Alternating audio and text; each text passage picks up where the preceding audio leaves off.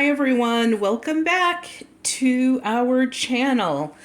I know it's been a while since I've actually done anything with gardening or cooking, and that's just because the seasons. Right now it is a beautiful spring day. The air is fresh and crisp, and you can hear the birds chirping.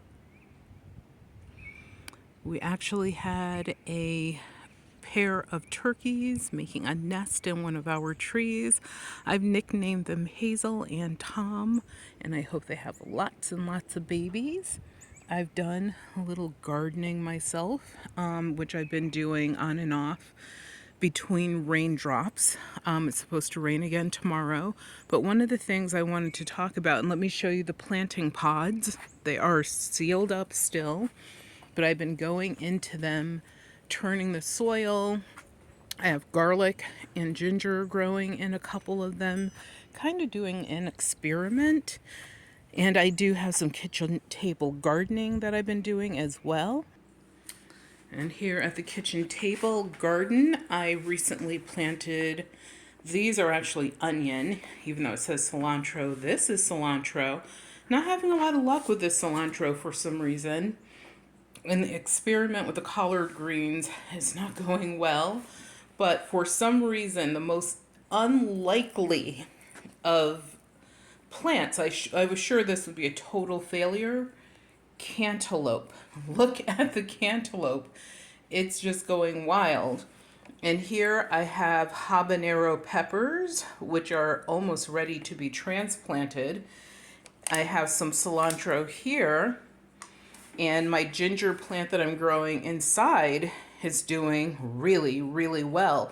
And I did have these tented with plastic so that the plastic tents would create sort of like a greenhouse effect. I might go ahead and tent these again, especially since we're not expecting any sun tomorrow. That says broccoli rabe. That's not correct. That's actually cantaloupe. In here I have a mixture of greens. I have some Swiss chard in 3 different colors. So that's what this is. And this one is in its own little greenhouse. When I found this greenhouse, it was totally, I was like, I'm going to get one, try it out, see how it works. Now I wish I had purchased like, I'm going to say 4 or 5 of them, because they would take the place of these water jugs. But the water jug method does work. As you can see, you just cut out the front, you add some good soil, what I do is I save like nutshells, eggshells, skins from onion, garlic, etc., shallots, and I sort of make my own blend of organic matter, which I mix into the soil. Also, remember, before you bring any type of potting soil, even if it says it's for home use, into your home, always sanitize it first. And just a look-see at my orchid that is going totally Tim Burton on me, which I love. And I have some stuff on the deck that we moved out there so that we are ready to go. Also, a good quick watering bottle tip. You take a water bottle, put a few holes in the cap, and look at that. You have a small, something, I mean, I do have a watering can, but I find that this is easier to maneuver around all of these plants. Another quick gardening tip. So I am a natural gardener. I don't use any chemicals, pesticides. I do not use fertilizers or growth serums or any of that chemical-y stuff. I don't use. I believe in using nature. So as you heard me say when we were outside, eggshells, things like that, organic matter that you have around your house anyway. We have part of a forest is our land, so we are able to compost things. I'm not a giant composter, I must admit, but when I see organic matter break down, we do kind of put it in a pile or several piles in different places in the woods, and we just let it go all natural, and I go back and check it. As long as I don't see a lot of plants growing in it that I don't want growing in it, I know that I can turn it and mix it up, or I actually have my husband do it. And then we're going to be able to use that within like the next season or so as organic matter in the outside planting beds. But one of the things that you do have to deal with, of course, are the deer and the squirrels and rabbits and all of nature that wants to eat your delicious, naturally grown, unchemicalated plants. And chemicalated is not a word, I just made that up. And so what I do is I make my own, and I actually think I learned this from my grandmother at some point, natural blend of peppers and peppermint. You can also use some granulated garlic, or if you use minced garlic, it has to be dried. And then what you have to do is put it through a spice blender, which is what I have here. And once you get it ground to about this consistency, see if that clears up the picture for you. Oops, there's still some in there. Apologies for that noise. But you get it ground up to about this consistency, then you know that it is ready to be what I do is just shake it in a jar, and notice the jar is recycled. Shake it up in your jar, and what I do is then just take it by hand, but I would advise that you use gloves, because today I sort of wiped the back of my hand across my brow, and I got a nice little micro sprinkling of pepper bits in my eye, and it wasn't really that pleasant, but it wasn't the worst thing that's ever happened either. But what I do is I use peppercorn. Do not use that powdered pepper bull crap they sell. Buy your own peppercorn. And what you do is put that in the spice blender, blend it up really well, almost, but not quite, but almost to a powdery consistency. The reason you don't want it powdery is because it will just fly away in the next wind. So you do want it to have a tiny bit of texture. And then I add my peppermint leaves, and you can see they're dried and they're in this container. So you can do what I do, grow your own and dry it, or you can buy it in quantity. I'm not honestly sure where you can buy it in a large quantity. And then you can, of course, like smash them up yourself or put them through your spice blender, but obviously you're just going to whiz it a few times. You want it to still have a little bit of texture. The other thing that I do is I buy the really hot organic peppers. So we're talking ghost peppers, we're talking chili peppers, habaneros, Scotch bonnets, the long hot green peppers, whatever hot peppers I can find at the store. I will buy like probably 2 or 3 pounds of each one, because I don't know which one has them. I think they're called, what is it called? Capsian is how I think you pronounce it, capsian. But whatever gives you that Scoville factor, you want the highest Scoville factor you can find, because the blend, I believe, of all of these things mixed together, and sometimes, like I said, I will add some garlic to it, will keep away pest. Even like people who have mice or chipmunks or whatever, I don't even know whatever people have, moles and voles and whatever. Some of this might even help keep that away. We don't have that issue, so I'm not sure, but maybe that's why we don't have the issue, especially living out here in a partially forested piece of land.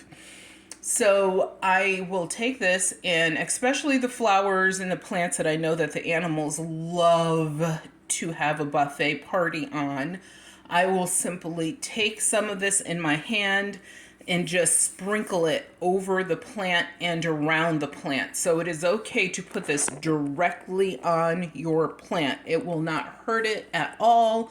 I put it on my strawberry plants. They don't come out like tasting like hot strawberries. They still come out tasting like delicious, juicy strawberries. But what it does is it allows the plant to grow without, because like I said, our issue out here really is a deer issue and a wild turkey issue. And those animals will come, and we actually have them coming in flocks and in big groups. So these groups of animals, like the other day, we must have had about 30 deer go through the woods, whitetails, all up in the air, prancing about on their way somewhere. And those are the same animals that will come here and eat everything that's in the yard. That's why I started my mobile container gardening on the deck, because I wanted to grow my own food, but it was really difficult. And also, we don't want a bunch of fences around our land. We do want the land, I mean, we're natural gardeners, we're natural landscapers, so we do want everything to be natural. But we do also want to be able to plant food and flowers and such and not have them be consumed by the forest and the animals. And the turkeys will pick any young, tender bit of fruit or veg off of the plant and leave the leaves for the deer. So this is one of the ways I came up with to fight that, and it totally works. When you're blending your peppers together, definitely wear a mask, because you will be coughing, you might be sneezing, your eyes will be runny, you will have the little particles flying through the air. What I do is I blend up my spices, which are the peppers, of course, and also I lightly blend my dried peppermint, add a funnel, one with a wide hole in it. You don't want something that has like a tiny hole. You want a wide hole in it. And then I tip my mixture over, kind of go like that, which you know is going to release a little bit of particle into the air. Tap that out. You can put a lid on this. I store it in the garage because this isn't something we would use for food. So I actually store it in the garage with my other gardening things and seed, and I'm ready. So if I go out there and I see a little nibble on something, or if I see that we've had a lot of animal activity, then I don't care if they're not eating the fruit or the veg. I will still go out there and sprinkle them to try to get ahead of them, because one of the things that animals do is they share information. So if they're like, wow, you want to stop by this particular yellow house because they always have the best da-da-da, then that's what they're going to pass on to their offspring, and you will have visitors every single season. They are still going to go through our yard because we don't do anything, obviously, to the woods, and there's plenty of food out there, such as wild chives, wild onion, wild garlic, and other wild plants that are morel, mushrooms, etc., that are growing out there. Also, we have a brook running through the woods, so we're always going to get them going to get a sip of water. And there's plenty of trees for them to hunker down under when the weather gets cold or bad or too hot. So all we can do is try to protect the yard the best that we can. So I hope that these little tips and tricks were useful, and I hope that you try them. Please tell me down in the comments what you do as a preventative that's natural and that's something everyone can do easily, because you can go to the store and pick up all of the things I'm showing here. And one of the places that we actually go is to a big box store, BJ's, Sam's Clubs, Costco's, and the like. They sell these bigger containers of spices. Sometimes in your grocery stores, like I know we shop at ShopRite, they do sell some of the bigger containers of spices. So those are some places where you might be able to pick up these supplies. Spice blender, super easy. We just went to Target and got that one. It's Hamilton Beach. It's nothing special. You don't need anything industrial.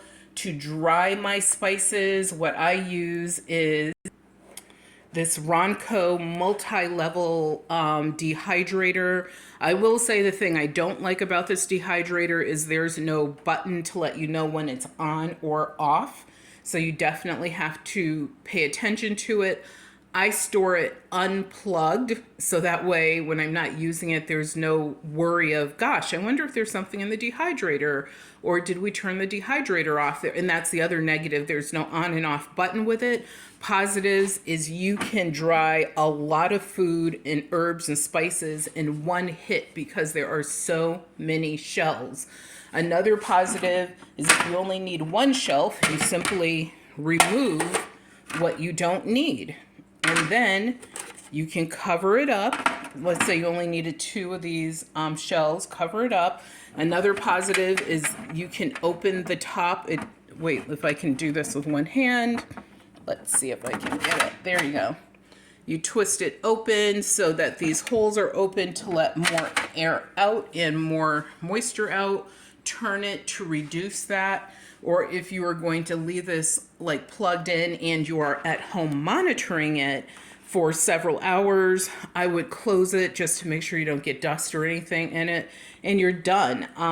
Easy to clean. So, you know, that's how I dry my peppers and my peppermint and any other herbs, like herbs that I'm using for cooking, and, you know, like when I have a lot of cilantro or basil or something like that, you know, this comes in so handy. Dry fruit slices, whatever. It just works really well. So thank you for tuning in, and please remember to subscribe to this channel. It really helps. And once again, I really do want to know what your solutions are. Be well, and remember that your health is your wealth, and without your health, you have nothing. So please take care of yourself and enjoy all of these beautiful days.